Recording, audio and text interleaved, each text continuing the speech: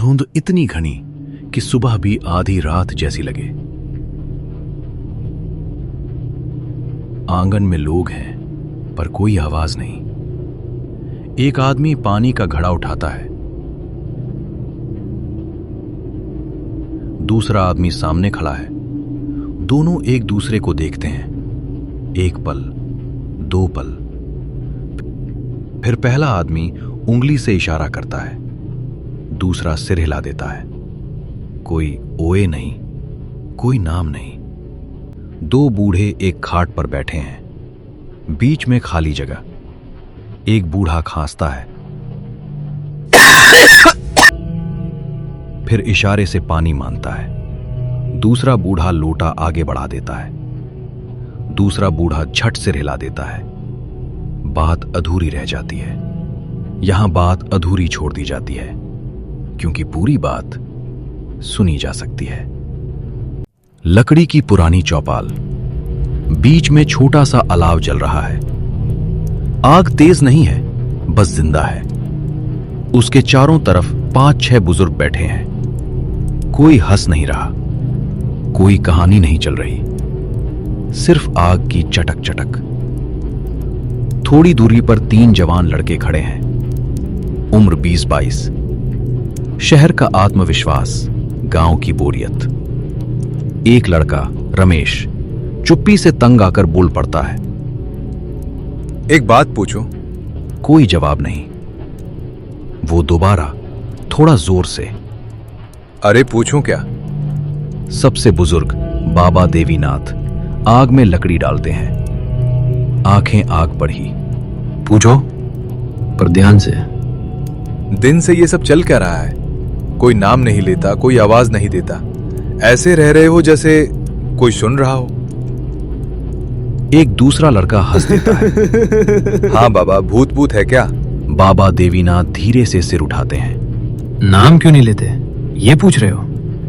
हाँ, सीधी बात। कोई मरा वरा है क्या? पुलिस को क्यों नहीं बुलाते? एक और बुजुर्ग नाथू काका बोलते हैं, क्योंकि पुलिस लाश ढूंढती है और यहां लाश नहीं मिलती। तीनों लड़के एक दूसरे को देखते हैं। तो लोग जाते कहाँ हैं? जाते नहीं, बुलाए जाते हैं। किसके द्वारा? आवाज द्वारा। रमेश झुंझलाकर हंस देता है। कौन सी आवाज बाबा? हवा? जानवर? कोई आदमी? अब बाबा उसकी ओर देखते हैं, सीधे, बिना पलक झपकाए। वही जो तुम्हारा नाम सही तरीके से ले। हंसी रुक जाती है। मतलब ये कि आवाज गलत नहीं होती, न उसमें हकलाहट होती है, न पहचान में गलती। तो किसी ने किसी को देखा है? नहीं, और जिसने जवाब दिया उसे किसी ने फिर देखा भी नहीं। एक बुजुर्ग और गोपी चाचा आगे झुकते हैं। पहला नियम है, रात में कोई तुम्हें बुलाए तो ये मत पूछना कौन। और अगर पूछ लिया तो अगली आवाज और पास होगी। 1 सेकंड के लिए पीछे अंधेरे से बहुत धीमी फुसफुसाहट। रमेश चौंक कर पीछे मुड़ता है। किसने बोला? नाम मत दोहराओ। सब बुजुर्ग एक साथ खड़े हो जाते हैं। पूरी चौपाल में सन्नाटा। रमेश का गला सूख जाता है। ये मजाक था क्या? नहीं। अलाव की आग अचानक बुझ जाती है। एक अंतिम लाइन बिल्कुल पास से, रमेश, इतनी साफ कि अब शक नहीं। रमेश। हल्की ठंड है, सर्दी नहीं, लेकिन हवा में नमी है। रास्ते के दोनों तरफ सूखे खेत। दूर कहीं कुत्ते के भौंकने की आवाज जो अचानक रुक जाती है। हरिया कुम्हार 40 के आसपास। एक हाथ में लालटेन, वो बड़बड़ाता हुआ चल रहा है।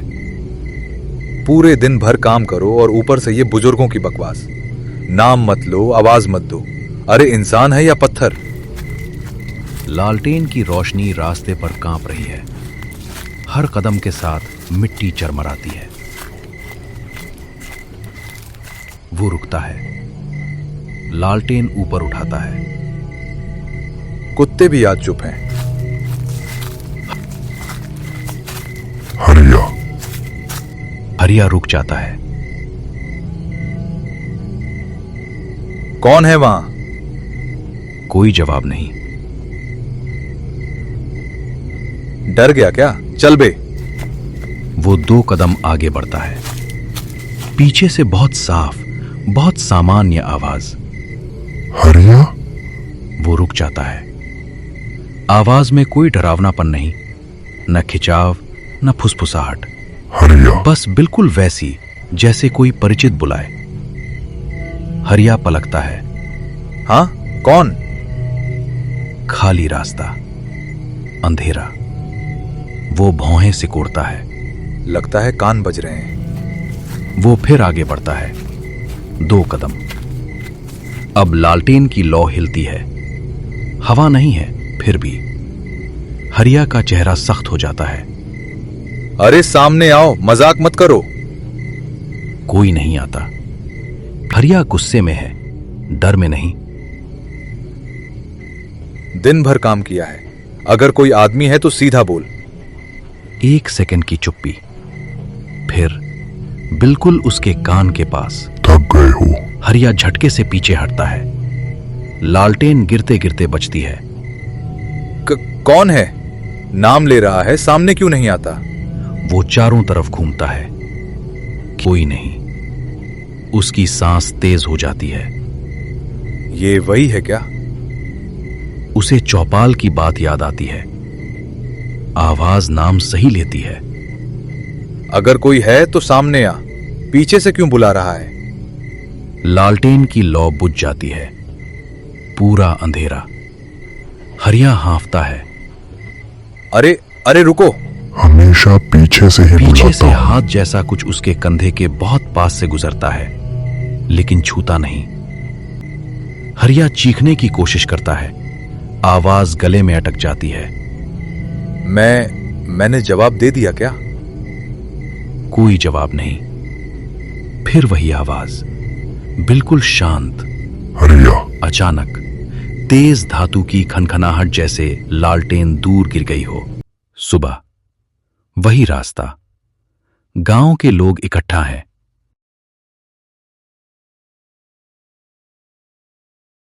जमीन पर हरिया की चप्पल पड़ी है।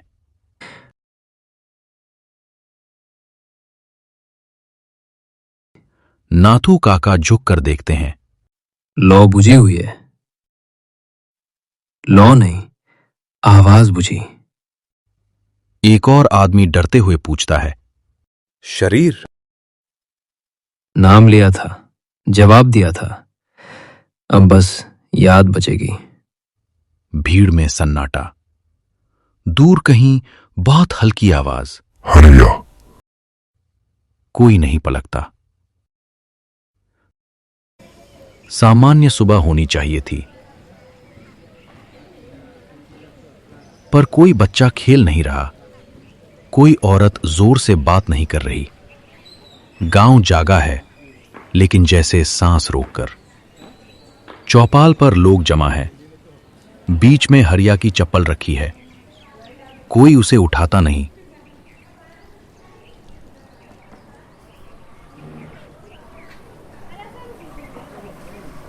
नाथू काका जमीन पर बैठते हैं। कल रात किस किस ने आवाज सुनी थी? 4 लोग धीरे धीरे हाथ उठाते हैं।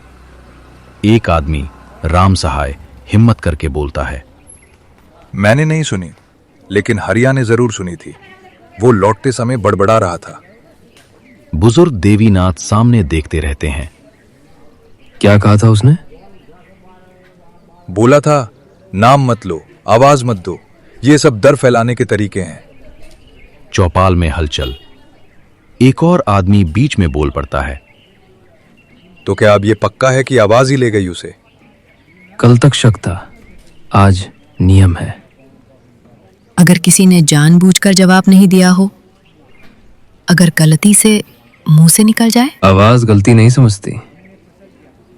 पर आवाज है क्या?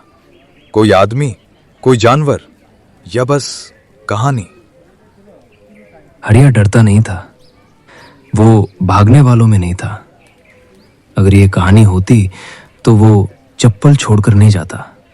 एक माँ अपने बच्चे को बैठाकर समझा रही है। सुन, अगर कोई आवाज आए, चाहे मेरी लगे, तू जवाब नहीं देगा। अगर आप बुलाओ तो? माँ रुक जाती है, एक पल सोचती है। अगर मैं सामने ना दिखूं, तो वो मैं नहीं हूं। दो बूढ़े आपस में धीमे बोल रहे हैं। पहले भी हुआ था ऐसा, मेरे दादा बताते थे, पर तब हम हंसते थे। अब हर हंसी की कीमत होती है। गांव में कोई जोर से नाम नहीं लेता, लोग इशारों से बुलाते हैं। एक आदमी गलती से दूसरे को पुकार देता है।